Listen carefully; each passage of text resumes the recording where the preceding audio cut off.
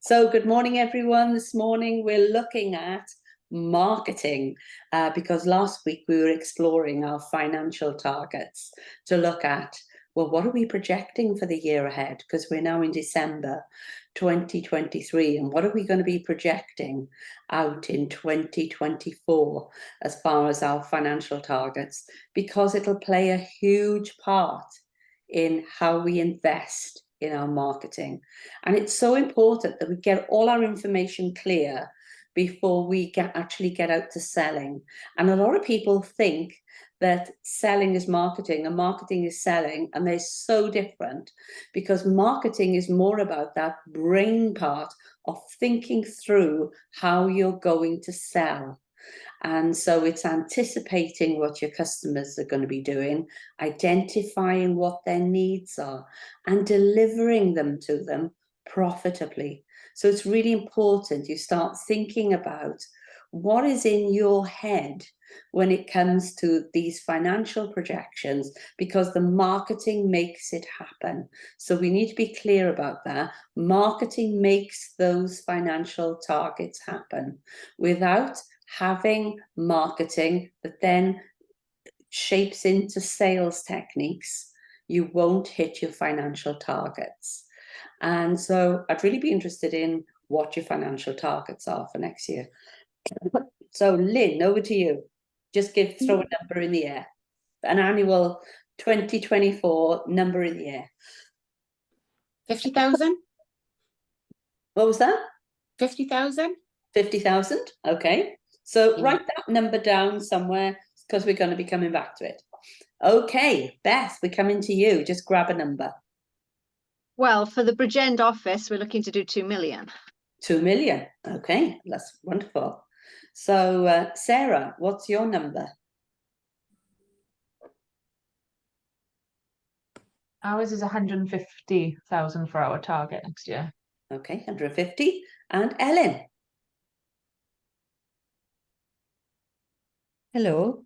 I'm going to say, well, I've got different niches and businesses, so I don't know, but I'm going to put 60K out there.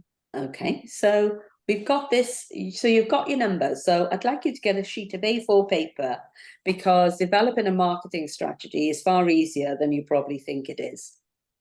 And it all starts with you working out, okay, what are my financial targets? So the marketing is almost thinking about, okay, it's a car that you've got to put fuel in. You can't get anywhere without the fuel in the car. It's almost like a Monty Python sketch when you see him beating up the car because the car won't go, but there's no fuel in the car. And I think that's sometimes what we do in a business. We wonder why it's not going, it's not giving us our targets. But we'd never stop to think, hang on, I've got to put some fuel in this to get it moving. And startups are probably the worst at doing this, because they will not put investment into marketing. They somehow think it'll just go by itself, and it doesn't, okay? So this is a very broad rule of thumb I'm going to give you, that for some of you is probably going to sort of shock the pants off you. 10% of what it is that you've projected as your turnover, you need to be prepared to put into marketing. So let's go back through I would like to know now what your marketing budget is. And that's quite scary, isn't it? Think, oh gosh, I got to have a marketing budget now, yeah? So, Lynn, what's your marketing budget? I've never thought about it, to be honest. Well, it's 10% of what you just told me. Yeah. I don't really do any. I do pay a social media guy to do my Facebook. You've just got to tell me what 10% of 50,000 is. Oh, 5,000. Okay, you've got a £5,000 marketing budget. So write on that sheet of paper, I have a £5,000 marketing budget. Okay, coming to Beth. Gosh, Beth, yours are big numbers. So what's your market? What's your market? But when I break down that target some of that is coming from acquisitions and existing clients. So thinking about new clients, we're probably looking at 1 million from new clients, so 100,000. 100,000. Okay.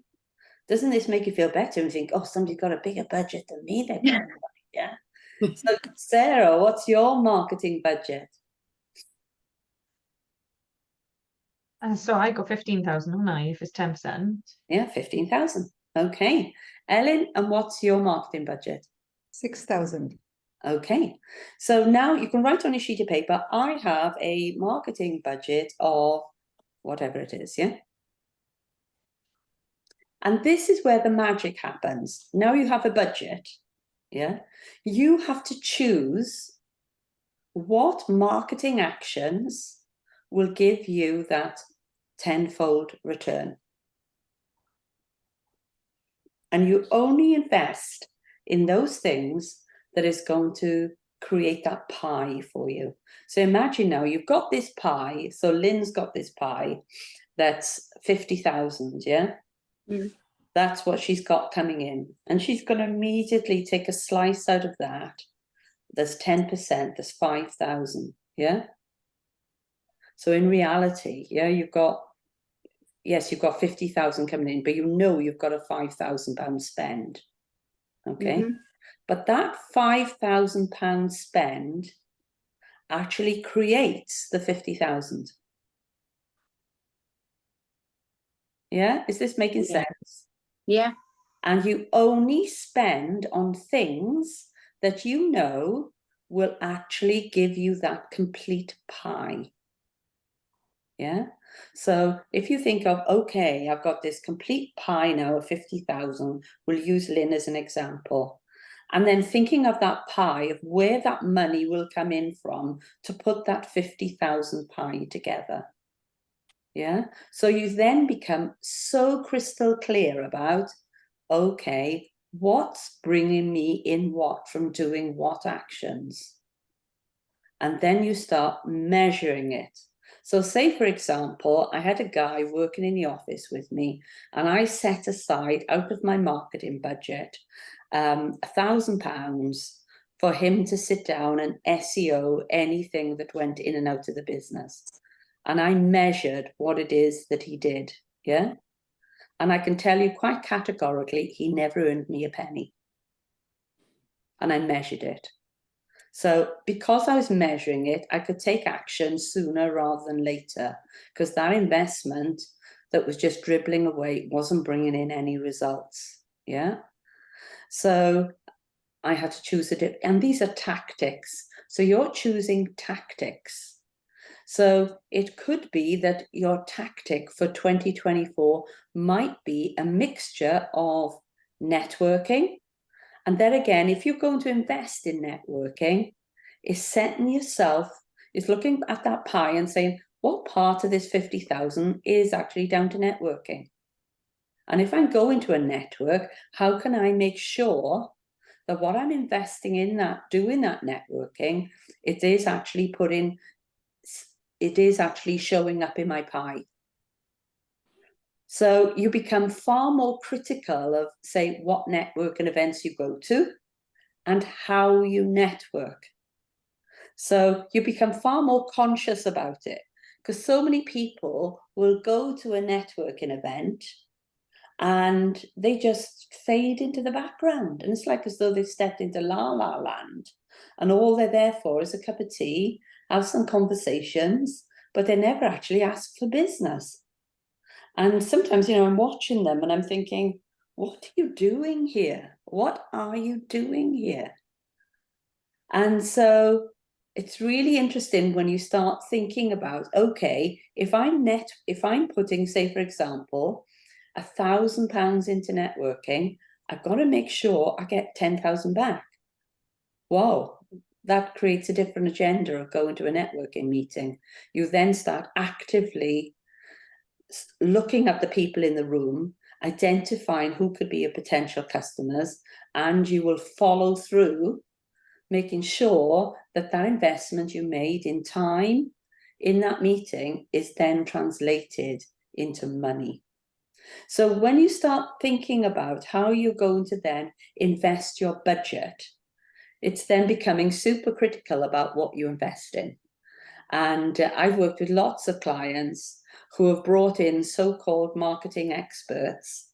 And I've even seen some marketing experts give them a plan they've just given to somebody else. It's just like, here's my version of a plan, copy this from this other company, and you can't do it. It's got to be uniquely yours, because this business is uniquely yours. So I'd love to know, now, based on you've got a £5,000 budget, Lynn, what it is you're going to be spending it on. So remember, there's a whole vast array of things you can be investing your marketing budget in. So it can be networking, it can be SEO, it can be your website, it can be social media, it can be subcontracting out your social media, it can be brochures, business cards. I'd really love to know what yours is. A big one that I'm moving into this year, because I've promised Althea I'm going to work with her. I'm really going to get my head around YouTube. I've got to get my head around YouTube, and I'm going to invest a lot in YouTube. And, I invested quite a bit of money going up to Leica, going on a training course with them, how to create film, and how to edit film. And that's really what my learning stretch is for 2024, is to get over whatever goes on for me in front of a camera and just deliver what I need to deliver, and learn how to edit and get pieces up on YouTube. Because, she was quite clear about, looking at our audiences. And I thought, she is so right, our Facebook audience is so transient unless you've got people locked in a group. With Instagram, people are coming and going. With LinkedIn, do you really know who your audience is? Whereas YouTube, you know immediately who your audience is, and you've all got expertise to share. And why aren't we using YouTube and putting out those little nuggets of information? And once we get over 1,000 subscribers in YouTube, we then start getting paid by YouTube for actually putting out our material. Yeah, we don't get paid by Facebook, we don't get paid by Instagram or LinkedIn. And when I look across all my platforms, I've probably got a following of about 30,000 people, but they're not organized as they would be if I had focused more on YouTube earlier on. So that's my focus for 2024. So let me come back to you. So Sarah, you've got this £15,000 budget, and you're probably quite close to already spending it without realizing it is marketing. So can you tell us how you would hypothetically use this 15,000? Yeah, do you know, you saying that about you probably do spend it without knowing it. I think you are surprised when you sit down and add everything up. I can't tell you hypothetically how I would use it, but how we've used it so far. So a lot of my time goes into social media. That's why I've got all these grey hairs. Yeah, because I've got a love-hate relationship with it. So that would be cost there. We've done a couple of expos, which ordering the merchandise and again the time and obviously the cost of doing it in the first place. That would be an expense there. Networking, so obviously you do I Am Woman and a few of other networking events as well. We do a few sponsorships. I'm a bit of a yes person, and I get sucked into things. So if anybody, like if anyone comes and says, "Oh, will you sponsor my son's football team?" or my daughter's doing a show, and the organisers asked us to put an advert in the brochure. So yeah, but it's keeping track of all that, because as I say, I just say, yeah, that's fine, and I never actually write down, well, did anything come back from that?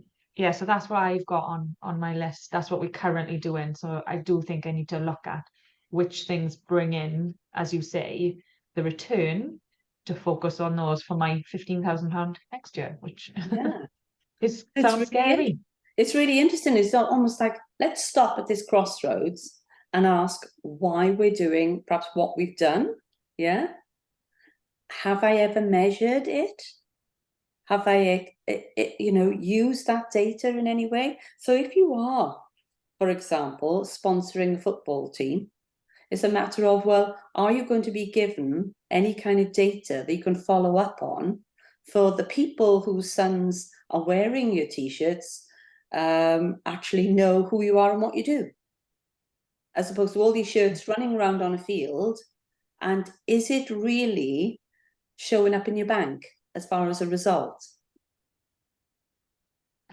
So it's actually as well, we sponsor my rugby team, and Kerry, who's the advisor who owns the business with me, his rugby team, and we have actually had 2 mortgages through that. Whey, that's good. Hmm. So again, it's measuring it, yeah? Just But it's measuring. getting that down on paper, isn't it? And actually, Yeah. you know, I can tell you that off the top of my head, but we don't analyze anything officially, if that makes sense. And then if you have done those 2 mortgages for somebody, did you tell them you had like a referral process in place? They could refer out. Yeah.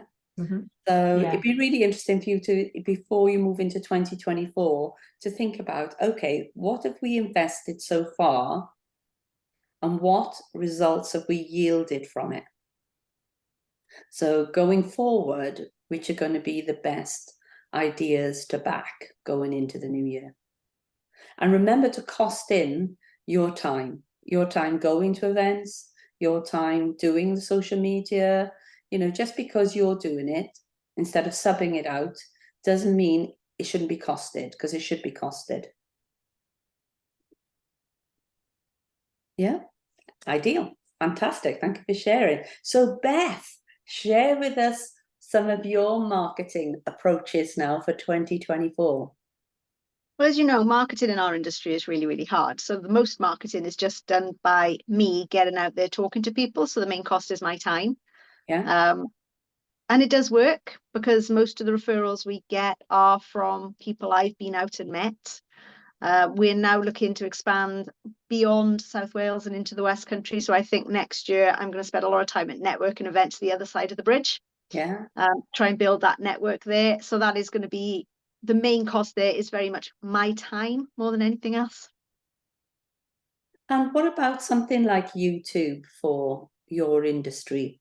Because there are obviously certain things you can talk about, and it would get you around the countryside a lot faster, wouldn't it? Yeah, I would need a massive confidence boost before you'd see me on a screen. Okay. But is that something you need to invest in then? I think that's something I can delegate to somebody else within the team. Artificial intelligence, is there a robot out there? Good. There are more photogenic people than me in that team that we can put on screen, but it isn't something I've ruled out. It is just something I don't know enough about. Yeah.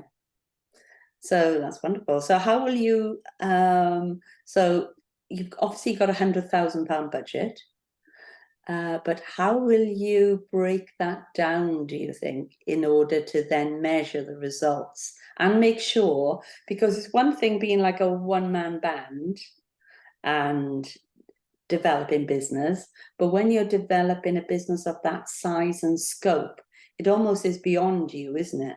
So it's almost like you've got to do marketing that's beyond you. So what other things other than networking would you do? LinkedIn has always worked well for me.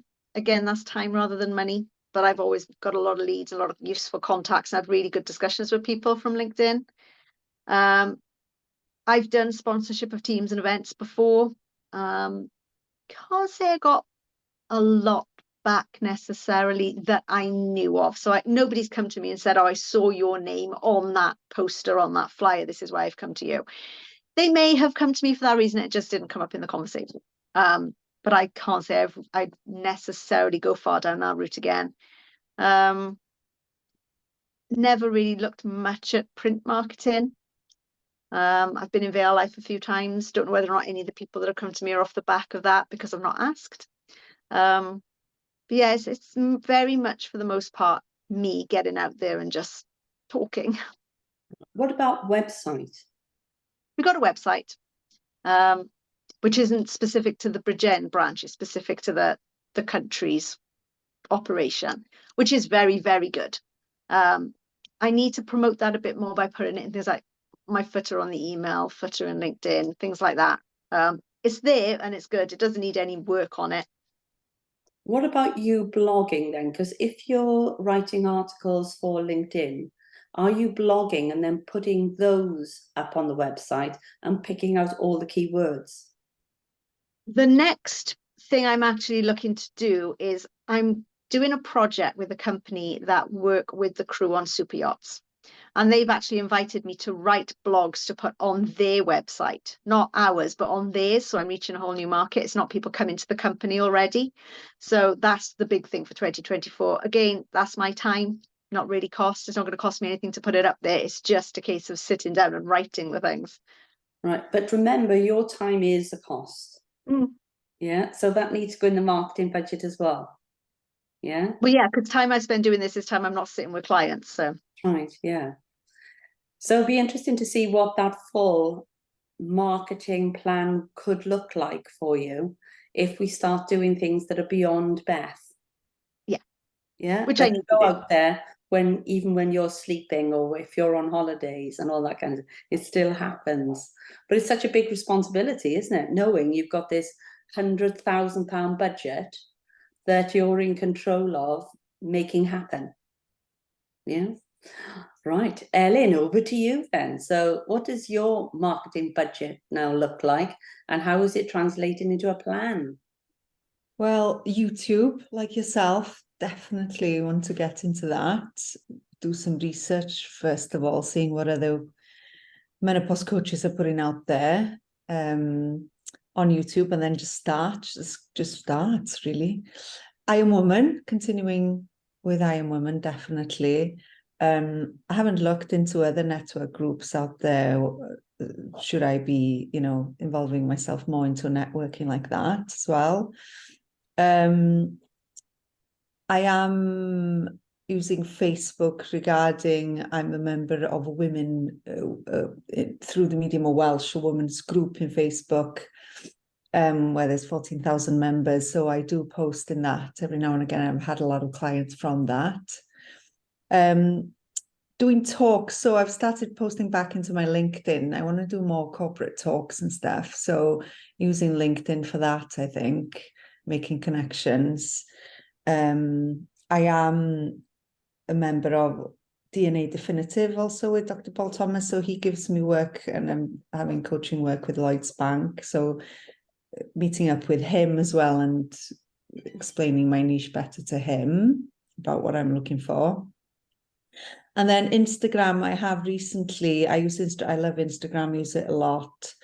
I've recently paid or found a young woman who's straight out of uni. She specializes in social media to meet with me weekly to see how I can improve my Instagram to get more clients. And also I am working with Heather. So she's doing my SEO and talking about doing my blogs because I feel I don't have time for writing blogs. So I'm also feeding my website as well. So what do you think is the most profitable for you out of all of those? Well, at the moment, it's been that Facebook women's group, but a lot of my market and my customers are Welsh speakers, and that's my comfort zone, probably, isn't it? It gives that trust immediately when you speak the same language. So I need to now explode into English, really, having more English clients and from other countries as well through social media. So using that more instead of... It'd be really good to almost develop your pie and work out where are these income streams coming in from. Yeah. Yeah. What is coming from where? Yeah. What is the best thing to invest in? Yeah. I think that would be enlightening for a lot of people, just to stop at this crossroads and go through it all and then start in some ways strategizing and developing some cunning plans. So thank you, Ellen, for sharing. So coming to you then, Lynn, what does your marketing plan look like? What are you going to invest in? Yeah, I think for me it's pretty much similar to Beth. It's basically my time, going to networking events, meeting financial advisors and mortgage specialists, and I think blogging, I need to look at blogging. That could be a good option as well. And I massively fail on LinkedIn. I don't even go on there from one day to the next, let alone, you know, respond to anything on there. So I need to, but again, that is just literally figuring out times of the day that I can go on there and try to work on those connections.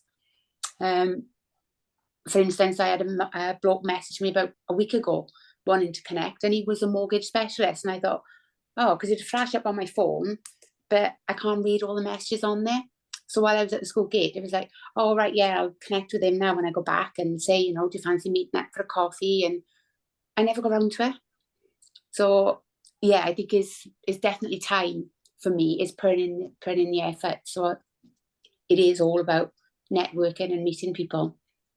Yeah, so it's really working out how to make something work for you, isn't it? And because I know you invest a lot into LinkedIn, but it's somebody else doing it for you. And I think sometimes then we think that, you know, we can renege all sort of sense of responsibility to that person. And really, it's a bit unsafe to do that, because at the end of the day, they want to connect with you, don't they? Because you own the business. So perhaps some lessons there around, you know, how do I stay connected to all these social media feeds? And perhaps, you know, is choosing a couple as opposed to trying to do all of them and doing all of them, you know, mediocre. I know I'm not really good on Instagram. It's not really my market. I feel it's LinkedIn and Facebook, and I do those a lot. And now I want to add YouTube to it. So I'd like to run through some slides for you to start thinking about perhaps some other ideas that are worth exploring.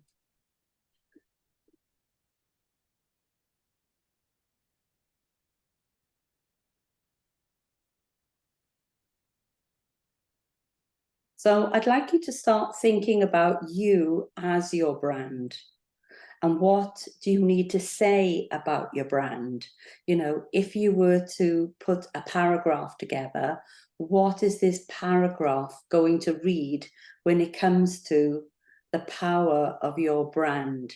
It was really interesting, Sarah, in the meeting when you immediately mentioned, you know, you are the mortgage company to go to if people are having problems getting a mortgage. You know, Rachel could click into it straight away because she had problems getting a mortgage. Yeah. And immediately you had somebody in the room who wanted to talk to you. So sometimes I think it's about being really clear about, you know, you are your brand.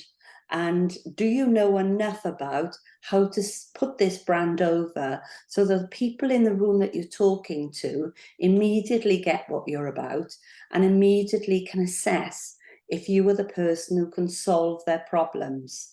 So it's perhaps you need to think about, you know, okay, I'm going out on this brand. What problems am I solving?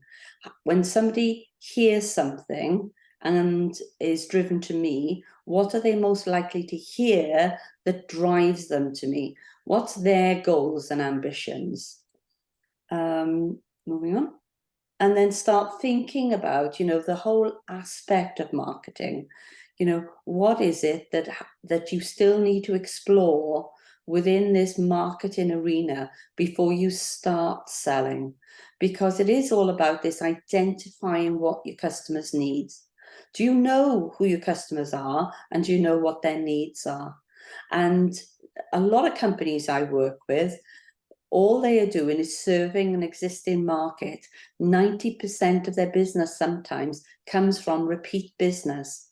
And so what they do in customer surveys and feedback, they're able to anticipate what their customers' future needs are going to be.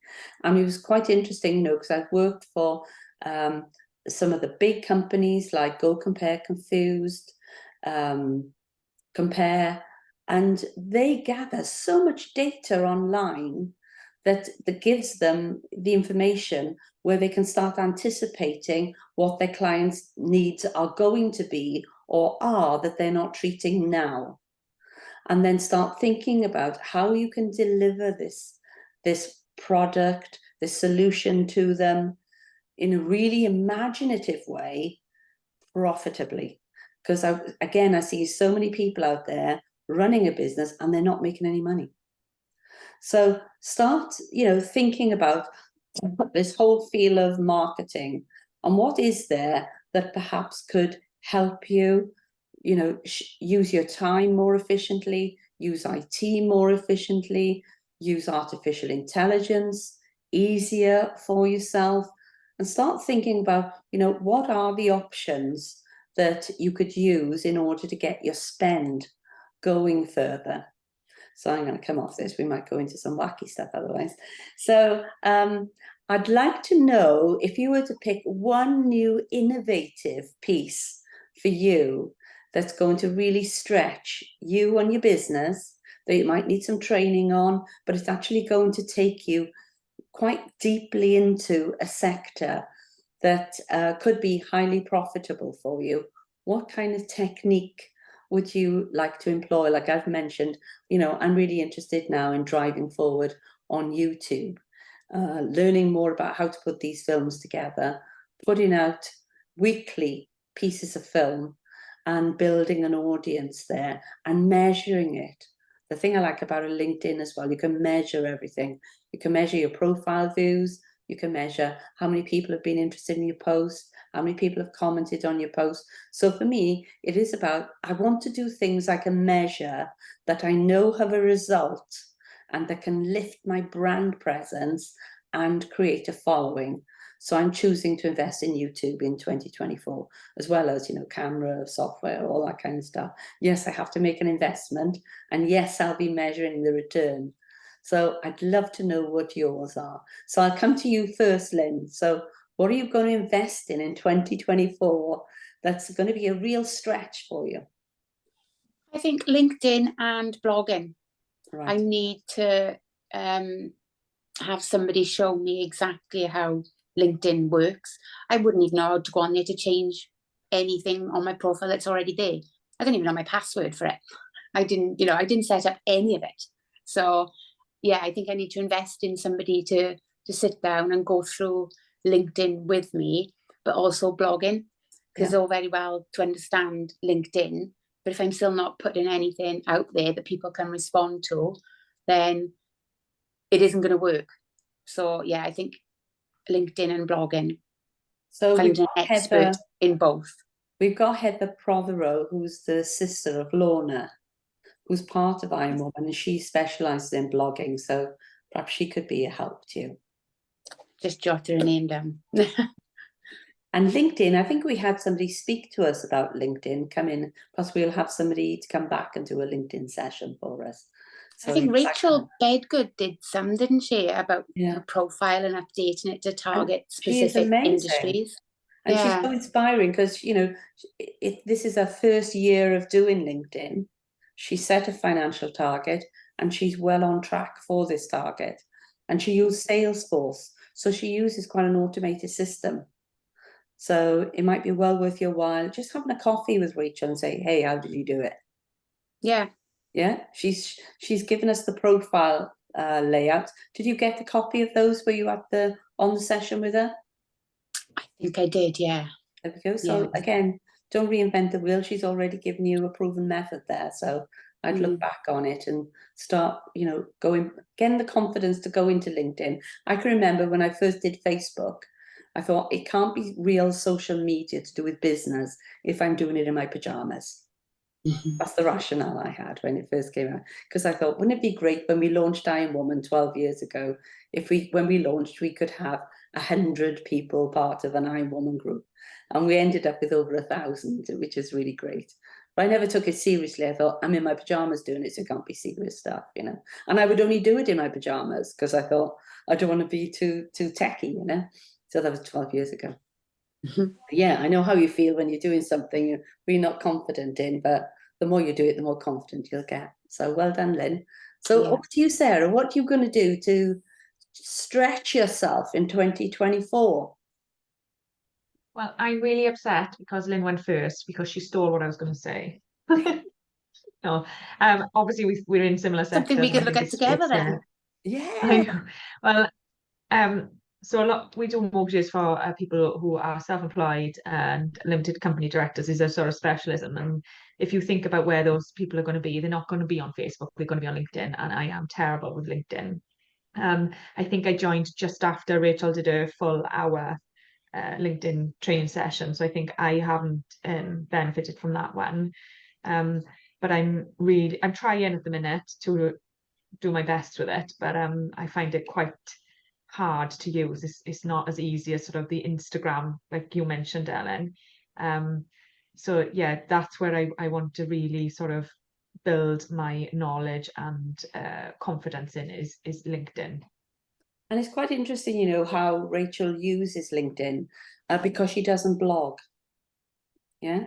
So she uses Salesforce, and you can buy Salesforce for £100 a month. And she uses all the techniques in Salesforce to target particular sectors every quarter. So it'd be quite interesting for you, as you say, you know, we're up in CBS House, so she can introduce you to her team and tell you a little bit more about how she uses Salesforce. But that's the technique, Salesforce, and we have the format she uses. And she says all Iron Woman women can have the copy, both of the profile she builds and the script she develops. But it's quite automated, yeah? So I think that'll give you a lot of confidence as well. So yeah, we'll do that. So coming to you, Beth. What are you going to do in 2024? One of the things I do like doing, but don't do enough, is blogging. And I think because I've now got this specific sector I want to work in, I need to spend some time thinking about writing blogs that are very, very specific to that audience. And we're talking about people who are a lot younger than me. So I may need some help from my 15-year-olds to get like the references and the right people to talk about in it. So that's a challenge because it's not going to be writing to the audience I've written to in the past. But I quite enjoy doing that anyway. So that doesn't feel like work. But I do think that's something I need to really take advantage of. Somebody said, here's a space, you can put your blogs here, reach all these new people. I'd be stupid not to take them up on that, but it is something that's going to take some work to do. I tell you who's offered to do us a masterclass on putting content together is Jennifer from Bay Life. So she's offered to do a masterclass for us to describe the process of how you build a piece of newsworthy press, I guess, which is going to be the same as blogging. The difference would be, I know, you know, Bay Life also have an online magazine, so they would be tagging things and hashtagging things. So I think that would be perhaps something that could help us as well in the new year. Yeah. So what do you think has changed with a younger audience versus an older audience then, Beth, when it comes to writing blogs? The stuff that generally comes out of financial services companies is very corporate, it's very jargon filled, it's very technical.